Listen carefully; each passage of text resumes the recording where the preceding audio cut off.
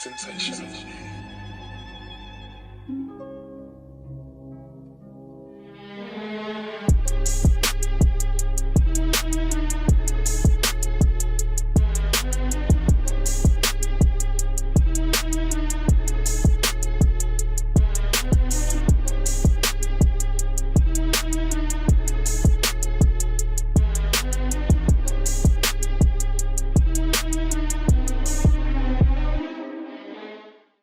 Yeah, boy.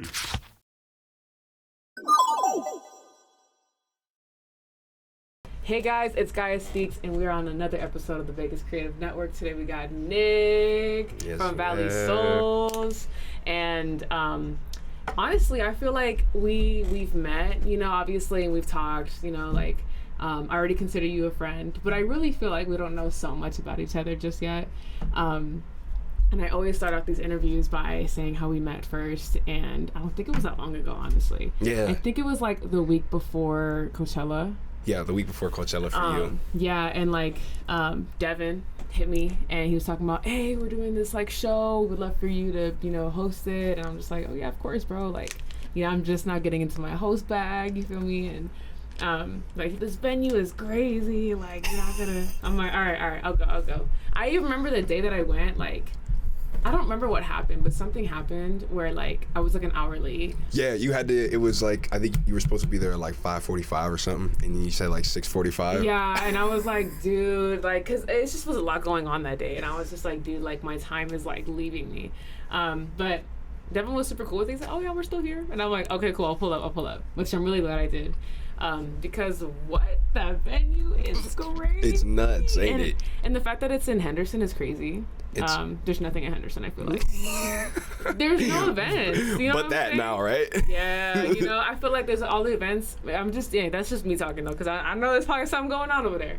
But I'm just saying though, like, to have a venue there that I've been to, like, it's just not that many. So I was like, hey, this is cool, like this rocket ship looking Futurama. Literally feels like you're walking into a spaceship, like you said. Yes, exactly. And so I walked in, and then like, oh yeah, like Nick, he's around here, go talk to Nick, he'll give you the tour. I'm like, all right, I don't even know what Nick looks like. So and then I saw you, and then I was like, do I know you? Yeah, wait a minute. Yeah, it's like, the locks. Oh yeah, you said it's the locks, and I was like, yeah, real. And then since then, you know, like we're gonna have an event together May 25th, and we're definitely gonna touch on that in this interview. What exactly is Valley Soulz? Who is Nick?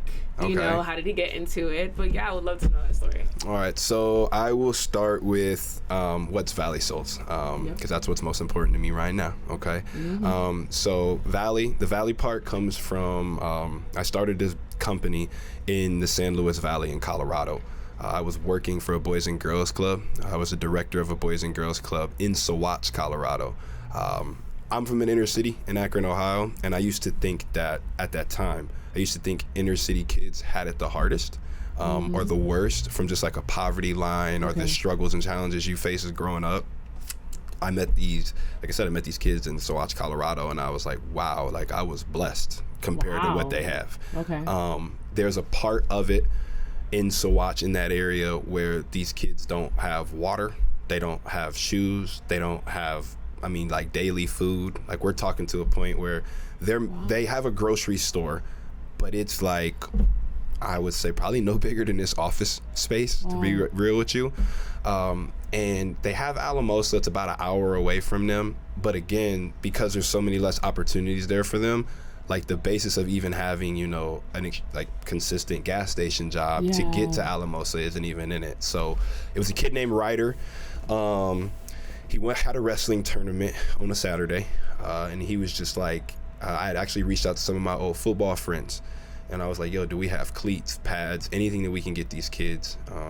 And my girl, her name is Emma, we were contemplating on if I was going to go 2 hours to get him shoes or not. And I was just kind of like, you know what? We're getting it done. Like, this is my gang. Like, wherever I go, they go with me. So we went to Colorado Springs, came back, showed up at his wrestling meet with the wrestling shoes. And it just dawned on me. I was like, yo, I love shoes. I'm not as much as a shoe head and collector as I used to be, but let me bring shoes out here to this valley, because seriously, guys, this valley is as large as the Las Vegas Valley, if not bigger, but there's only 30,000 people in it. So you just got this vast ass piece of land where you're driving, like, it takes you an hour to 2 hours to get anywhere. So came back with the idea, got in touch with the economic development lady of the city, and I was like, what I was trying to do was, how do I make this? There's a part of Colorado called Leadville, Colorado, and they have a hoodie company there called Melanzana. Melanzana specializes in making a hoodie that no one else can produce.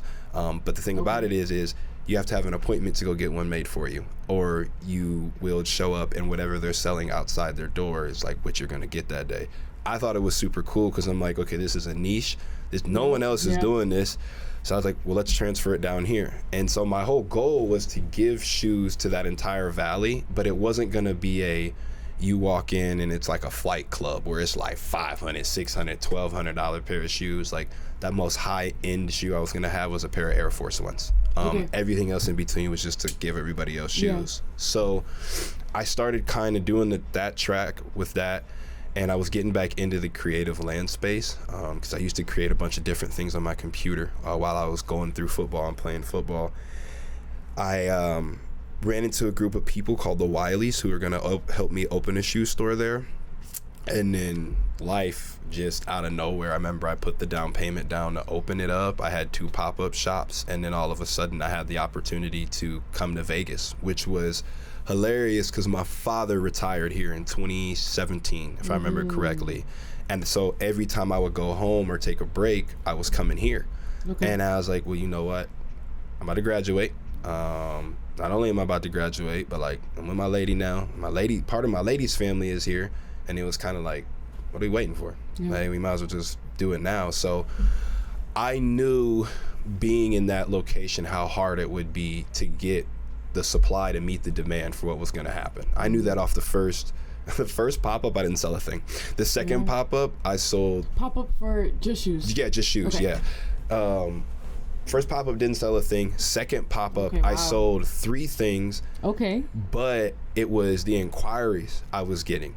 Like, and this pop-up was simple. I had a blue Ozark tent trail up and just like 2 black 4-foot tables. And I mean, my lady made a suggestion box for me, and we left with over like 15 suggestions for what people wanted to see. And then I started having people follow me on Facebook. So I was like, I had to make an announcement that I was moving the company like down to here. And what my long-term goal turned out to be was, you know what? Now what I'm going to do is I'm still going to give 15% of whatever we make back to this community. But I'm going to build this right here as much as I can. That way, when I go back, when it's time for me to go back, I can fully open a store. So then once I got down here, somebody had seen me just making creations one day on my laptop is essentially what happened. And they were just like, yo, you trying to do some merch for me? And I was like, yeah, man, I can do that. Like, I'll dabble my hand in that. So I started trying to do it, and I made them 2 different designs. They absolutely loved it. And then they put it on, like, I did a podcast with them, actually. They put it on, like, their shirts and stuff. And they said it was the first time that they had sold out their merch in, like, a year. Oh, shit. So I was like, who was it? Larry Coleman. Yeah, Larry Coleman. And so he was just like, yo, like, I absolutely love it. I love the idea of it. And then so I went to go do another round with him. And then I had some of my old football friends out in Iowa. I played junior college football out there. And they were like, yo, can you make like a new design for our high school? So I'm like, yeah. Like, but it's funny because like as I'm doing it, I also had to like develop skills like with it. I was thinking that, like, were you creative before? So I was, but not on the level of where I could be like, you know what? Like, I'm doing this today. It was more so like I had to learn, example, like I was very good with Illustrator. I didn't know a thing about Photoshop. So then, I was very good at like building a website through Shopify. But it was like, okay, but now fully code it by yourself. And it's like, oh, okay. So I had to like reach out to a few people to understand like how to make certain liquids work and all these other fun things. My specialty was like, you know what? I am in a larger area and a larger place. I want to continue to affect that place as much as I can and bring that effect down here. Yep. So we kept it Valley Soulz, because when I found out this was the Vegas Valley, I was like, bro, this is perfect. Like, there's no way I need to switch that up. Okay, cool. Started, had the opportunity to work an event for somebody, and I had worked events here and there, like, throughout my life. And then I remember even back in high school, sometimes there'd be people that would have events, and it would be like, yo, girls are $2, guys are $4. Yep. Like, we're gonna rent out a whole space and we'll throw it. So I got blessed with the opportunity to meet one of my mentors, Ray Felix, and he just was like, hey, I'm gonna stay in contact with you, stay ready. Like, all right. Messaged me around my birthday, was like, hey, you still ready to get into this? I said, absolutely, man. And he just goes, all right, man, well, we're gonna go ahead and bring you out the first week of February. So I was like, all right, bet. This February? Yeah, this past February. Yeah. And I was like, all right. And really quick. Yeah. What is the span of all of this? Oh, so this last year. What? Yeah. When you started it, Valley Soulz. Well, I started Valley Soulz last May. Like, oh my God, like literally a year. Yeah, so like I just had Dude, year what? I'm thinking it was back in the day. No, had the year reunion. Okay, cool. Like, yeah. Yeah. Because that sounds like a lot. You know what I'm saying? Last year you start from like one pop up that you didn't sell anything, and then like here we are. Yeah. But, okay, cool. Yeah, cool. no. February. February rolls around.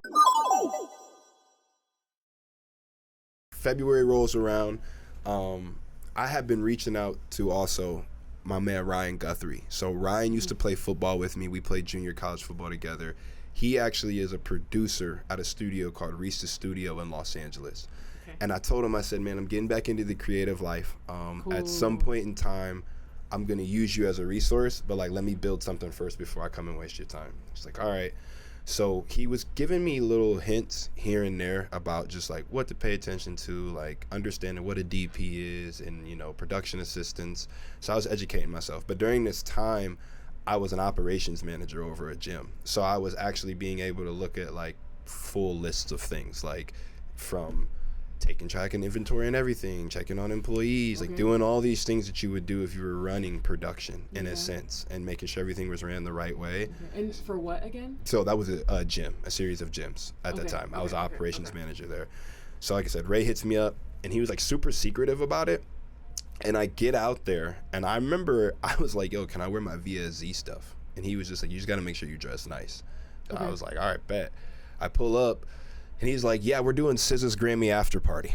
And I was like, bet. Yeah, okay, cool. Bet, cool. okay, Be ready. Here we go. You stay ready. So, and then I'm looking around at our team and it's me, him, the owner, Sasha. Yeah.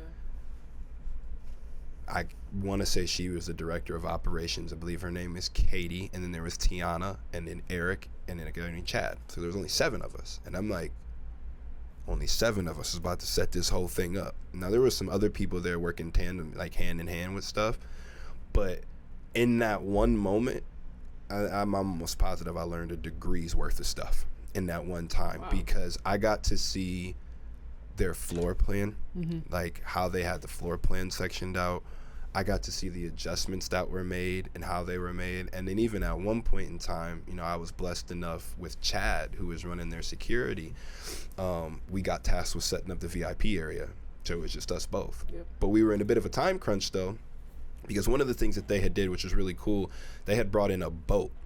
And they spray painted it blue, and they had like flowers like draped all over it, and they hoisted it in the middle of like the venue space to kind of signify, I believe, her last album she had.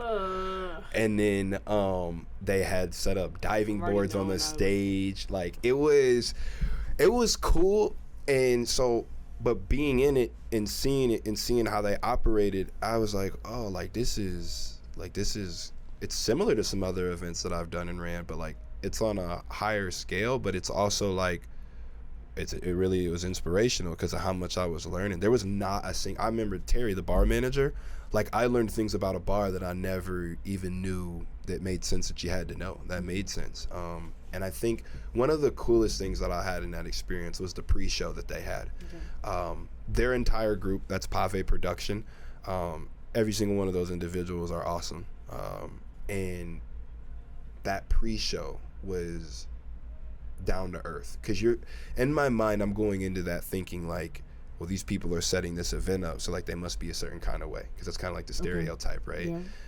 But it was like the way she delivered her message. She made sure the servers knew who the waitresses were. She made sure the waitresses knew who like the production team was, who the security was, so we all like worked in like unison. And then from that point it was just like, all right guys, like we brought you all here because we think you're the best at being attention to detail, so if you see anything, here's the rest of the night. And so the rest of that night was me running around. I was from picking trash up to talking to people to the funniest part is I didn't even notice the whole time. You ever seen the show All American? No. So there's a show called All American, and there's a main character in there, and her name's Coop. And so the whole, I was setting up with her. I didn't even know I was. Like, I didn't even know it. The biggest thing I learned, though, because, like, you've seen a lot of, like, I would say the people that I had the most encounters with while I was there was her. Her real name's Brigitte. And then I would say, I chopped it up with Jaden Smith for, like, 5 minutes. But he was, like, every one of those people, though, everybody in there. Yeah. They were all gone by like 12:30, 1 o'clock at night. Yeah. Now I know it's probably because they had a long day, but I was like, yo, like, it's because they got somewhere to be. I remember the guy, Eric, that was working next to me, he was like, nah, bro, it's because they got to go to work. Like, that's why they're getting out of here so early. So I had some talks with Ray after it, and I was like, Ray, like, I know how to organize stuff. I know how to put people in situations to where, like, they're better at the things than I am. So I really want to do this. I was like, but in a stance that makes sense. And he was like, so then he's like, just transform what you have now. He was like, it'll be a smooth process for you. He's like, you got the podcast, you can talk to people, you can do all these things. So I was like, all right. I said, so whenever I need your help, can I reach out to you? And he's like, yeah. Shout out to Pave again, though, because they almost took me to the Dominican Republic like 3 weeks ago, but I didn't have my damn passport, so I missed the opportunity to do it. I feel you on that. Yeah. But so that's, you know, the encompassing thing. That's kind of like the long version of what Valley Soulz is. Yeah. Really, for me, what I want it to stand for, especially like when I leave it, like this for me is to build something for my family. And when my family is looking around all year and they're like, all right, whose house we're going to go to for Thanksgiving, they're going to cousin Nick's or Uncle Nick's house. Yeah. Like, and so if like any cousin, second, third cousin or nephew, hey, like, Unc, I have this idea, or Dad, I have this idea. And it's like, okay, like, what's your business plan? You got projections for it? Yeah. Okay, cool. Like, here's what I'll invest in you. And like, I don't want you guys to have to go to a bank. I want to build my life so like, y'all can come to me, and you know I'm gonna look out for you in the way I can. I just think that the only way that you can do that is like with a village. So that's why I had to reach out. I had to reach out to, you know, my girl Jay. I had to reach out to Adrian. I had to reach out to my security man and like my right hand Bundy. Like, I had to reach out to them. I had to go to Devon. Like, Devon, I need you, man. I need you to get this done. I need you to look for whatever you think the best of the best is. So that's why, like, being able to find you, and I was like, yes, we're winning. We're winning a lot right now. I would like it, though. I think some people kind of think of when I'm describing it to them and what we do, you know, I really want to be in a sense to where I can have people right next to me and we travel to do activations and events. I don't want to be stationary with it, and I don't want to get locked into nightlife either, you know. We got a goal where hopefully if these first 3 go right, that the 4th can be at, you know, just like a kind of, not like a mansion, but like a dimmed down mansion to where it's like a networking event and people are there just socializing with each other and having a good time.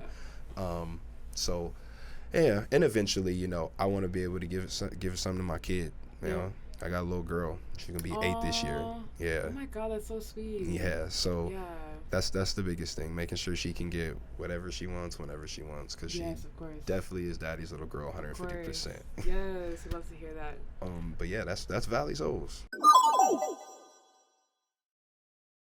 But I want to ask though, because I feel like we got the beginning where, you know, of the origin and how it came to be, and it was shoes, and then But how do we get from shoes to podcasts? Yeah. Let's talk about podcast first. Got you. Yeah. So I've been a lot of places, Gaia. Like What do you mean by that? Oh man, I just been all over the country. Like, oh wow. So I went. Just this country? You've been outside? No, just this country. Okay, so I went. Born in Ohio. Shout out Ohio. Went to Iowa. Cool. Came back to Ohio. Went to Illinois. Went to Iowa again. Went down to Missouri. Oh wow. Back to Iowa. Then over to Colorado. Then from Colorado down here to Vegas. But during that time, like, I was meeting a lot of people, from playing football to just working summer jobs. And I just, everywhere I went, like, I feel like I could talk to most people. I remember being in Buffalo. We had this one kid on our team, Tatum Slack, which actually, I mean, he's not a shy dude at all. But I think at that time, just kind of the things that were going on, like, I was really only one of the people, like, only people that he talked to for a little bit of time. And then he hit his groove. He did his thing. He got with his group, and he was soared, like, lights out on and off the field. But I remember being able to talk to him, and I was like, damn, man, like, I told a lot of people. Actually, a job training that I had done recently, earlier in, like, I think it was like March. I met somebody that I had played football with. His name was Randy Scott. And, like, the minute I seen him, he was like, Riggs, bro. I was like, Randy, what's good, my man? And what's funny is I hadn't seen him since he was 18 and I was 22. And then now at this point in life, I was seeing him and he was 28, 24, and I'm 28. So I was like, man, I know a lot of people. Like, I'm about to just, like, I want to talk to people. I really want to, like, get to know people and figure out what was really ticking in their brain at that time. So it's like, bro, I'm gonna just do a podcast. So I started reaching out to some of my friends, and I was actually surprised at how many said they were like, yeah, bro, I'll do it. Absolutely. I'll get on it right away. That's awesome. That's really awesome. I started, I lined a few of them up, and I just knocked them out the way. Yeah. I think it was a form of therapy, though, too. Wow. I was ungrateful with football. I had the ability to step away from it three times and come back and still be just as good as I was when I left. I was being ungrateful. I missed a practice on a Monday, and the coach at that time was like, yo, Rick's, like, you're not going to start on Saturday. And I was being a goddamn diva, like, throwing a fit about it. Called my pops that Thursday and was like, yo, Dad, you might want to watch me because this might be the last time I play football. And he was like, all right. I tore my ACL that Saturday. And so it was like, and what's funny is when you tear that ligament, you usually tear other stuff around it. I only tore my ACL. So I was like, all right, God, I hear you. Like, you trying to humble me right now. And so I just found myself in this space where I was like, bro, I want to talk to people. Like, I need to let them know that this is not going to be the biggest thing that I do in my life. So that's really what started the podcast. And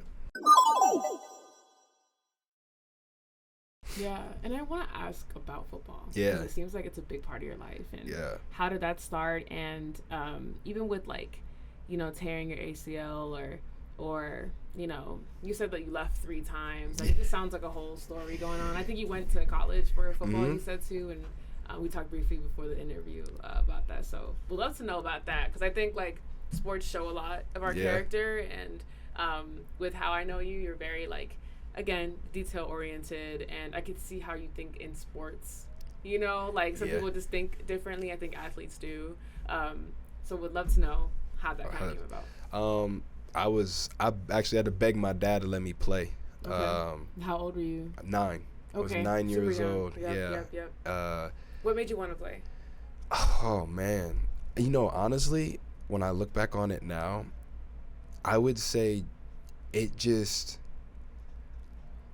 I don't know. Like, it was something, like, I just seen it, and something in me was like, ding, like the light went on. Already knowing. Earliest memory, I would probably say I was watching the Philadelphia Eagles play. And I was watching Donovan McNabb, the quarterback, and then Terrell Owens was playing wide receiver at that time. And I was just like, yo, I really love T.O. Like, I really loved the way he is and how he plays. But really, one person I really liked, he played defense. His name was Brian Dawkins. He played safety for them.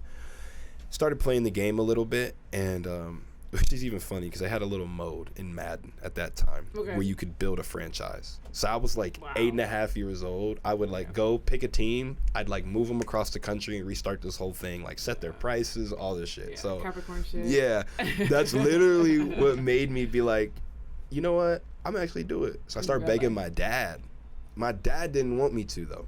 Even though he did and my whole family did. No, really? He was on a thing of, he wanted me to know that I was more than football. Yeah. And so like everybody in my family, the assumption was like we would get so wrapped up in that when that time was over, we almost kind of would be like, what the fuck do we do now? Yeah.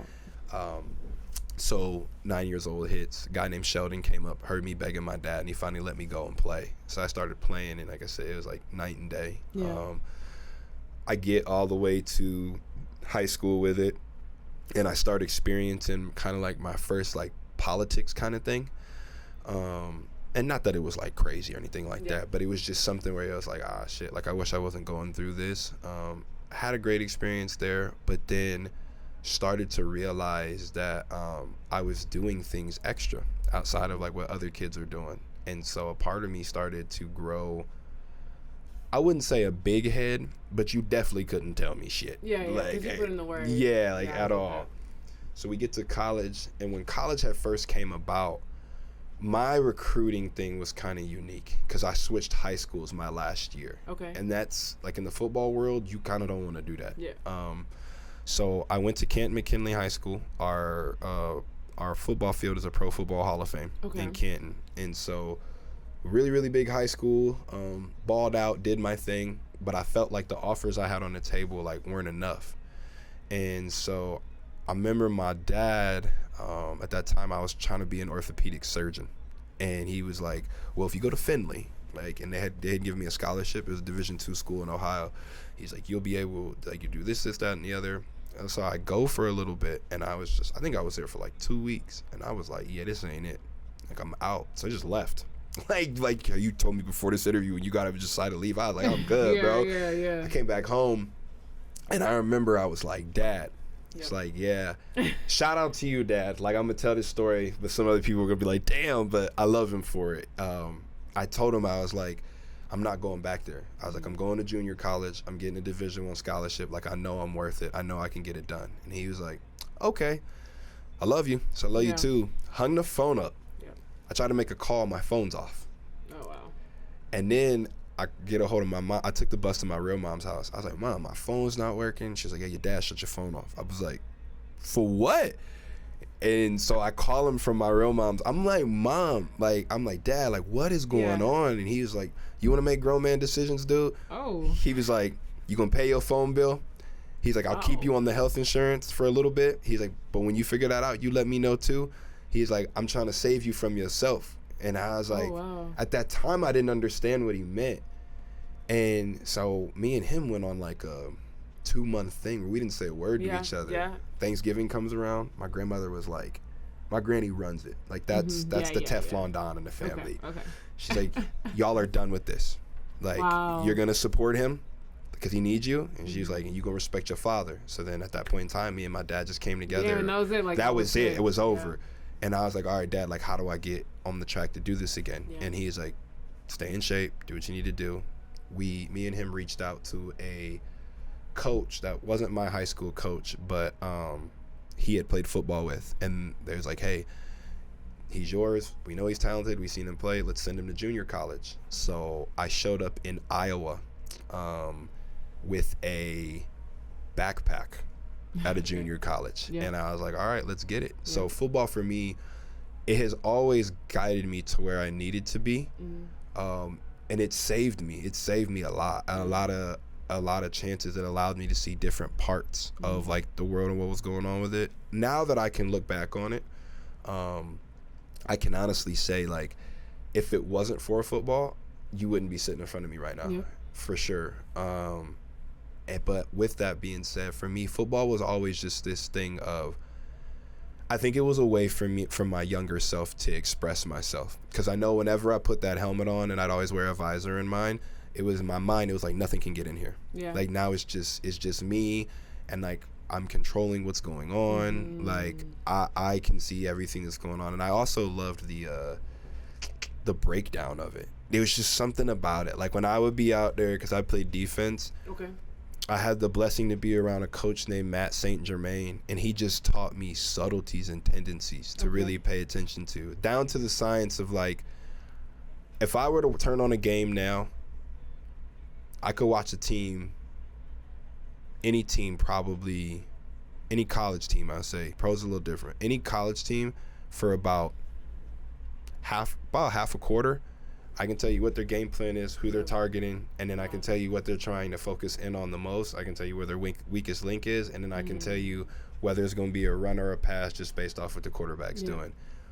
But all that's happening pre-snap, so like when you're in front of it, you're like, oh, okay, like he just wiped his hands on his towel, so that means he's going to catch it. He's going to try and set. Oh, his favorite receiver's over there, but his favorite receiver likes to run deep middle routes, not deep out routes. So he's inside, so he's running an out route, so he's not looking over there. Oh, it's a quarterback run. So it's like all that happens in like a second. I loved that part of it. Loved it. So it was a big part for me. I always tell people though, it humbled me. It made me being comfortable with being uncomfortable, for sure. But yeah, that was football for me in a nutshell. The ACL thing, like I said, came about. That was just a really trying time because for me, I didn't realize I thought I was invincible until that happened. And because I had crazy shit happen. Like I have 6 anchors in this shoulder. My bones came out of my wrist in this wrist. Like I've had the right side of my body opened up. That's really interesting. On every single joint except, God bless, except like my hip at this point. But everything else like has been operated on.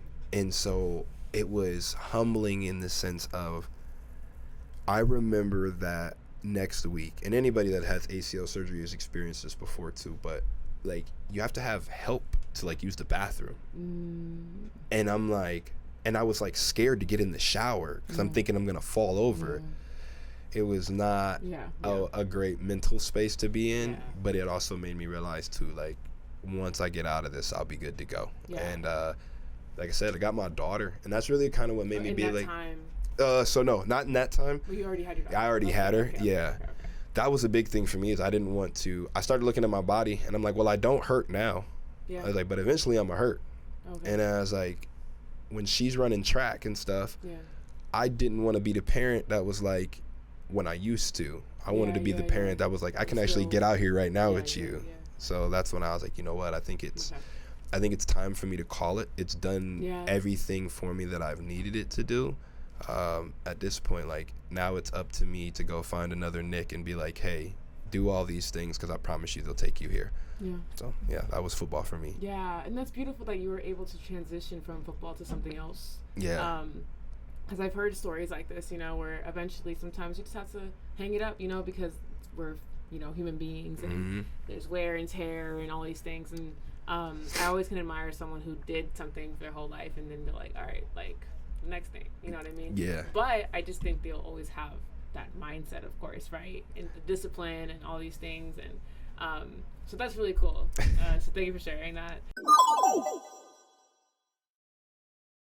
I want to get into events. You know, I think events are a science and they're scary to get into. And, you know, like you said, you started off doing shoes, designing other people's merch, you know, production, right? And it's like podcast, da-da-da-da-da. This is the first event, right? This upcoming one, May 25th? Yeah, so this would be the first one for Valley Soulz as a company, yes. It's not your first event that you've done? No, not my first one that I've done. I want to know all of the events and how, like, that shaped it into this upcoming one right now. Got you. Okay, so I'll start off young, high school days, okay? No way. Yeah, so, That's so lit. So high school-wise, I would give a word. Like, I would say something to somebody. I didn't really at that point in time have complete control on how those events went. And that's when I brushed on it earlier. It was like, you know, Eric Glover Williams was one of the main ones that I could think of. And he would just be like, yo, he put it up on Snapchat. We're having a party over here at this venue. Guys, like girls $2, guys $4. High school. Yeah. Okay. And so I was like, bet. And I remember I went to a few of them. And so I'd always talk to him about what it looked like throwing the event and stuff. He's like, oh, bro, people just want to have a good time. Like, he's like, people just want to be having a great time. Like, all right, cool, whatever. My true events that I really would help setting up, my mom, she's the head of HR for like 3 or 4 different like home healthcare agencies.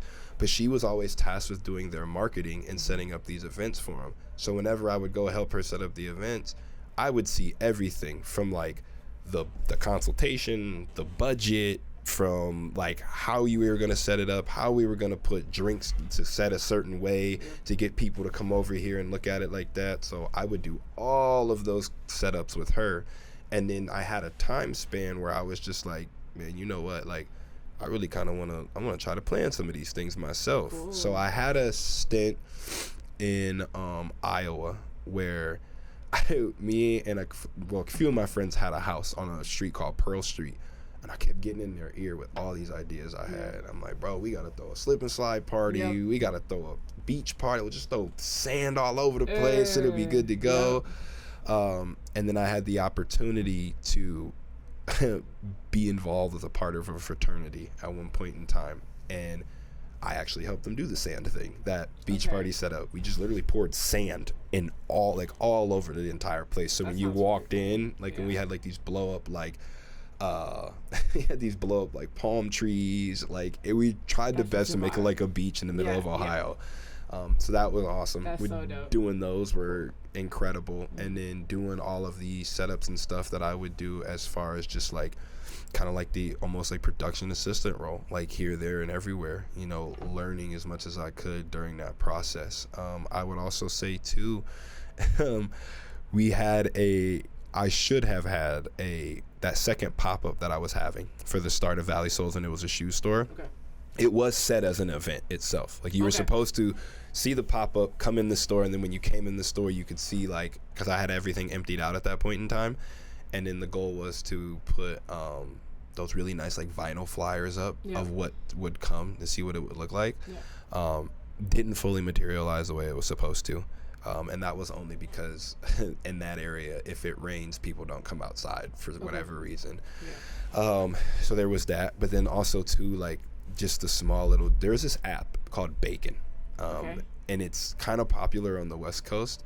But essentially what it is like you can do a bunch of different like event setups. But when you go to them, like to go do them, like your job may not just be production assistant. It really might be like gigs. Yes.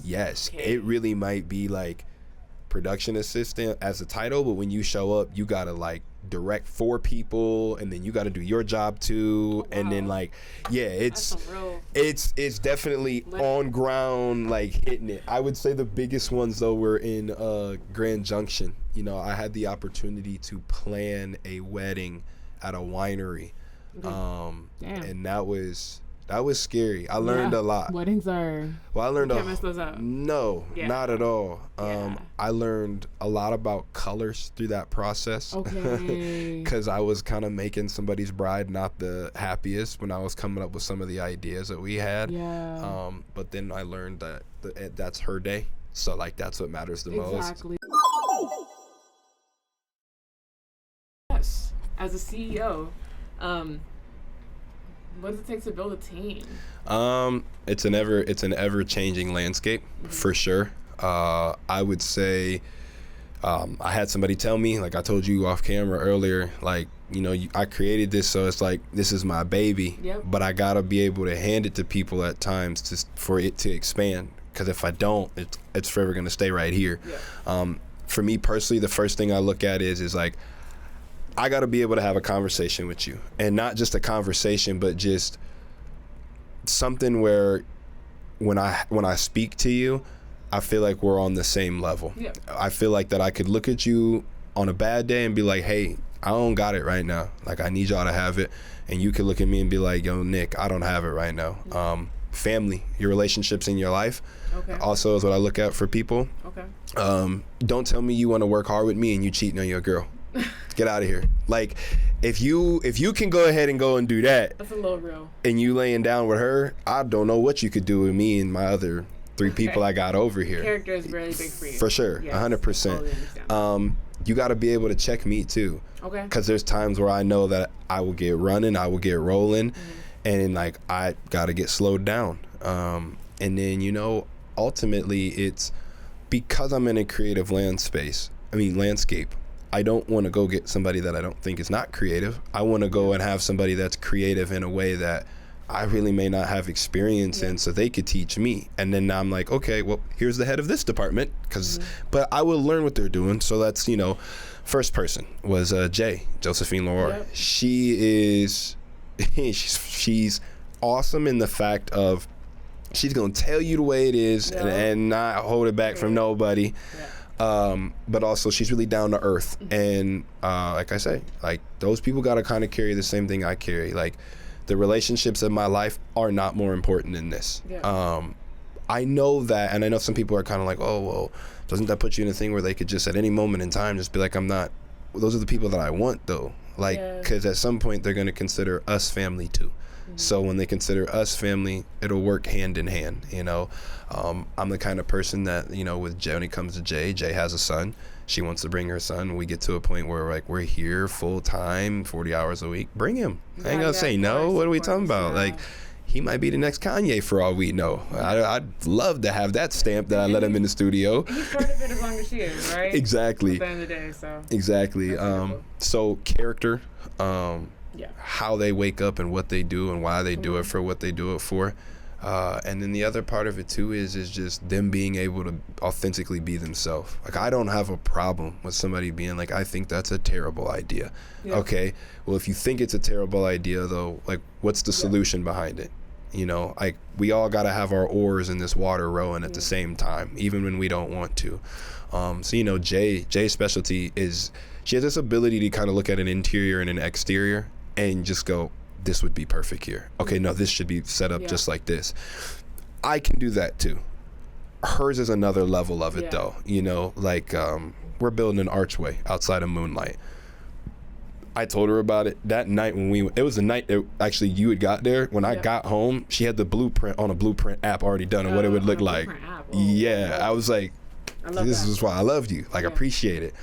Adrian. That's beautiful. Adrian is that he is consistent. He works hard. He's going to do whatever anyone asks him to do.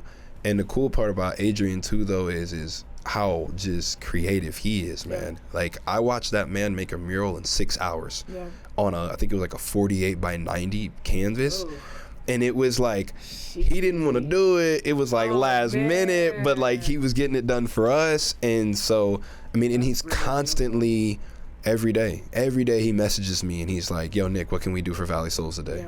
What can we do for Valley Soulz today? And so, I looked at him and I'm like, well, this is like a great like lead artist because he can do things that I can't. Like, he can graffiti, he can paint, all he needs is an iPad to do, digital work, and he's going to start writing like that. So, that's where he came in. And then obviously I have also as well the likes of, Jada. Jada hasn't been able to be around much just because she's so busy with her like regular life and job currently right now. But that's another person. Like, she's a workhorse. I was able to call her last second we helped host an event on April 6th at the House of Blues. Okay. And I had her working like the merch stand, and I was literally able to call her like same day, Jada, can you get this done for me? Yeah, done. Perfect. Out the way. And I was like, all right, bet. So, and then Bundy, man. Bundy is so much more than security for us. Bundy is, I met him at a gym. And I seen how consistent he was coming in there. So the first thing that it marked off in my mind, I'm like, so he's disciplined. Like, that stands out 150%. And we also had conversations about life before too, where I was like, hey, I can really relate to this person. I can really like let them know some things that are going on. And then I had the chance to sit down with him and see his mind. And I always told him, I'm like, look, I want to run the safest events possible from top to bottom, no matter where we're at, no matter what neighborhood we're in, like whatever it looks like, if they're here, they're here. And he loved it. And like, really the vision that I give all of them, is I want you guys to be a part of this because I'm going to push forward with what you're doing. And that's the unique part, I think, is about what I'm doing. Each one of those 4 individuals I named, they don't want to be a part of Valley Soulz for forever. And I'm happy that they don't. It's just that we all know, all 5 of us currently know, if we're in this together right now, not only will this grow, but I'll be able to grow in my own lane. Like, you know, the goal for Adrian is for Adrian to be selling his paintings for upwards of, you know, how much money, and it'd be like, he's good.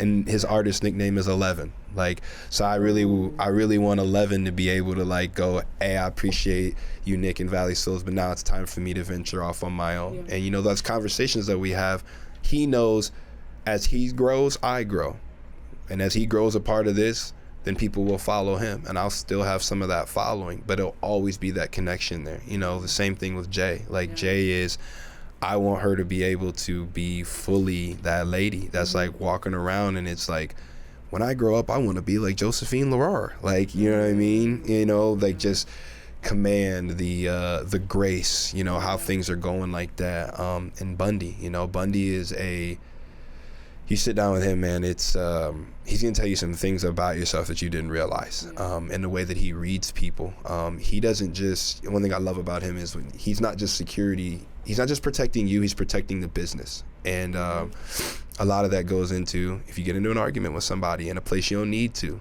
if you're uncomfortable in a place and you don't realize it, like, and even him, you know, I want his goal to be, I've told him this a million times, I want you to run your own private security company. Like, okay, well, how do we get this done?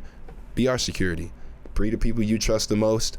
I'll pay you whatever I need to pay y'all because I know y'all are worth it. Like, it is what it is, and we'll make it rock out from there. So all of those people from a team building standpoint, for me, it's always been, I kind of go off that thing of, you get to see how good of a leader you are and team builder you are based off how those other people around you grow. If they're not growing at all, you're not doing what you need to do. Now, please stay with me forever. I love you guys. But I'm saying, like, if they don't, then at least they will have given me tools ready for the next people that I need to do that. And I will have helped them push off and go further than what they needed to do. So.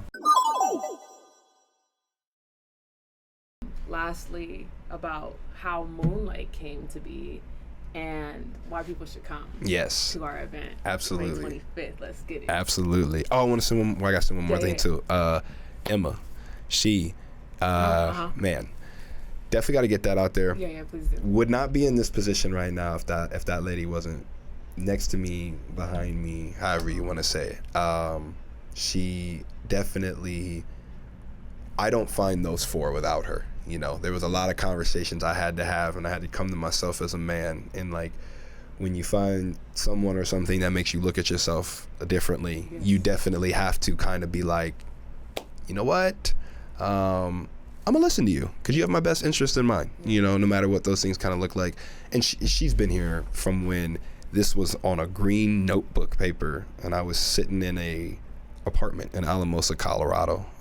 So she's seen it through. She's seen the struggle that there was behind it with it too. But I definitely gotta send that shout out because it wouldn't be possible without that for sure. Of course. Moonlight. Okay, my Moonlight came about 25th. So Moonlight came about. Shout out to my awesome lady Hyen. She had just kind of seen the things I was doing. She seen me get into the space. She seen me moving around.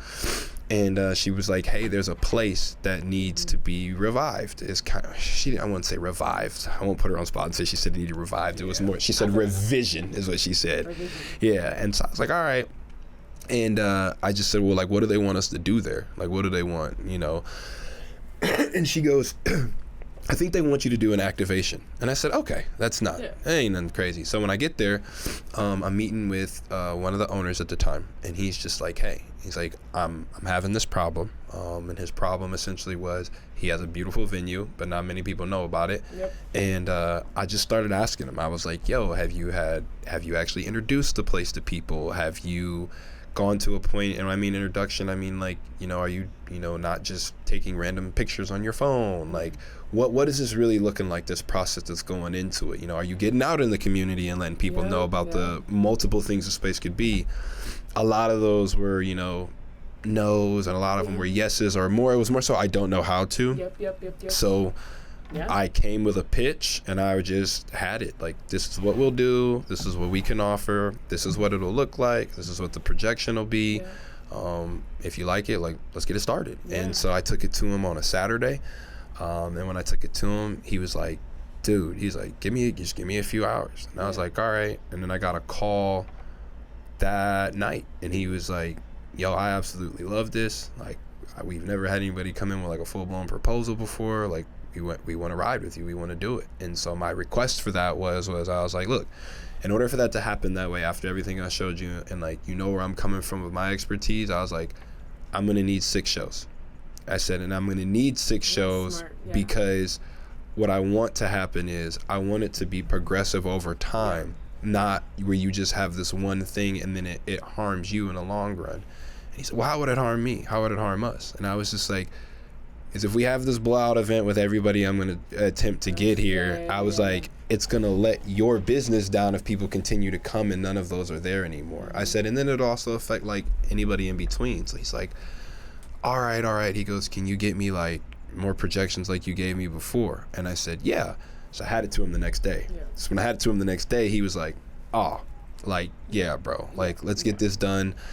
And so we shot a video in there, kind of like that next day. And I had just been talking to him. Really, it was talking to him and just showing him what the plan was and what my vision was. And I think the biggest thing with Moonlight was all the things I was talking about doing were all things that they could have done. They just either didn't have enough manpower to do it, or they just at that time didn't have enough time to sit down and get it done. So for me, it was I wouldn't say it was easy, but it was like a blessing. It was like one of those moments where I felt like, God was like, gave you all the tools, what you gonna do, bro? Yes. Build the house.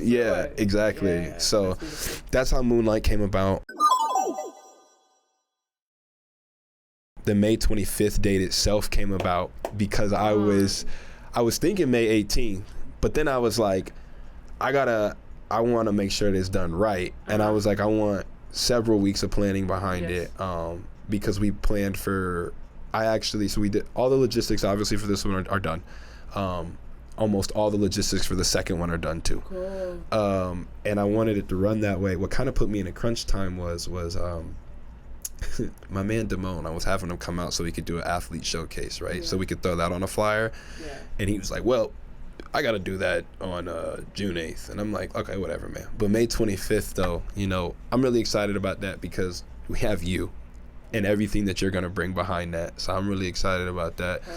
I'm also excited about the fact, though, too, that mainly I really care for Vegas, and I know it's some people probably heard that a million times, and it might be under a different like landscape, but for me this was always a place that I went to get away from things, but not like in the strip life or just getting drunk or getting any of that. It was, I actually love looking out and seeing the mountains. I actually love going to Red Rock Canyon, you know, only being 3.5 hours from a beach, you know. It's like speaking about like Santa Monica and all that stuff out there, like LA. So I really want to really give everybody an opportunity and a better, I'd say a better venue and a better space, something that they haven't seen before, to where it's like, oh, okay, like it's not just the arts districts that's ours, like this is ours too, you know. And I love it because it is in Henderson, but it's almost like right on that border of like Henderson and Vegas, depending on what you're thinking, like Mountain Vista, Sunset. So, and also too, like there's so many, I think there's so many creative people, especially in this place in Vegas, that I feel like they don't properly get things that they need to get from venues sometimes. And that's one of the big things that I wanted to run out with, was I wanted it to be, hey guys, you need rehearsal space, it's here. Like you don't have to figure out where you're gonna rehearse at. Here go all these times for rehearsal. Hey guys, we are gonna have a pre-show, so you guys know where everything's at, you know what it looks like. Hey guys, this is gonna be your green room. And because at that point, you know, it's like I had somebody ask me the other day, they were like, what are you going to do if it's not as big as you think on the first one? I was like, keep going. What are you talking about? I was like, it's 6. I was like, but I mean, I was like, the reality of the situation is the people that I were able to bring together and that I'm working with, like, I don't know a single one of us that's not going to allow it not to be large. You know what I'm saying? Like, so I'm saying, when they asked me that, I was like, bro, do you know I mean, like, hold on. I'm like, do you know who Malik Devon got on this lineup? Like, do you know who Guy is gonna, like, bro, come on now. I don't even want to hear none of that. What are we talking about? What are we talking about? So, yeah, that's really how Moonlight came about. And I really want to be able to give, you know, circling back to why I care about Vegas, I want to be able to give people in all of Vegas. It's funny. It's just unique to me because Akron reminds me of Vegas in some hints, because in Akron, you have Akron in the center of all of it, but then you got like Talmadge, Mogador, all these towns around it, and it's like Vegas. So, okay, so you got Summerlin, Henderson, like Anthem, North, all this. Yeah. So it's like, I'm really trying to create a space where everybody's going to come to it, you know, which is why, you know, DEVON picked the lineup the way that he picked it out. You know, it's why we picked the space that we decided to pick. You know, there's so many different things that you could do with that, you know, but that 25th show is going to be absolutely everything. Like, I'm super excited about it, man. You know, those doors open at 6 p.m., you know. Our first act hops on stage 7:30. We got Rex from Las Vegas spending the whole entire night. We're going to have, we already announced free drinks one time. And when we announce free drinks one time, it'll be very descriptive, not the whole night. Yeah, it'll be like a certain part of the night of when it happens. But we're gonna be doing a bunch of fun little things like that. You know, there's gonna be a photo booth set up, which you've seen already, like kind of how that'll look. And then, you know, like I said, the walkway. It's just gonna be an experience. The biggest thing is, you know, and I learned this from my mentors, man. Like, everybody's gonna be having a moment there. Yeah. Whether they're enjoying you hosting it, whether they're enjoying Flair on stage singing, whether they're in the corner and they're caking it up with some girl or man, like they, you know, might be their first date they took them on, or, you know, somebody's family is watching them perform on stage. You know, there's enough time and space in that, you know, for those things to happen there. And I just think, I know it's going to give people a feeling of we haven't had this before. Yeah. I truly do feel that way. Yeah. And I always want to say, like, you know, thank you first for considering me, because, you know, when I do something, I really like to just go in all in on it, you know, not just hosting and doing other things. And I'm just happy we were able to do this interview.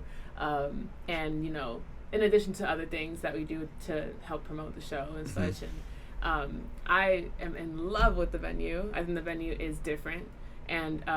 And the fact that there is, you know, a green room and VIP and, you know, and like another bar on the other side and a green room, and I think I said that already, but it's just like, it makes you feel good, you know, as a person who like hosting, for example, like, and I love that. I love feeling love, you know, not just, you know, very transactional. It seems like it's more care, of course, into this whole thing. So shout out to you, Nick. It's always been a pleasure getting to know you, and I'm happy that we finally got to sit down and, like, you know, get in the nooks and crannies of things and stuff. So, but yeah, that's the end of the interview. All right. And yeah, guys, tune in to May 25th.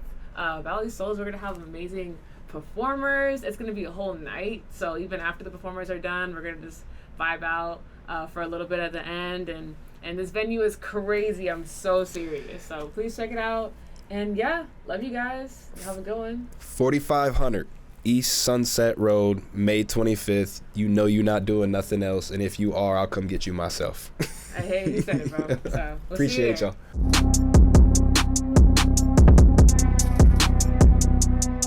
Breaking news. Hold on. All right.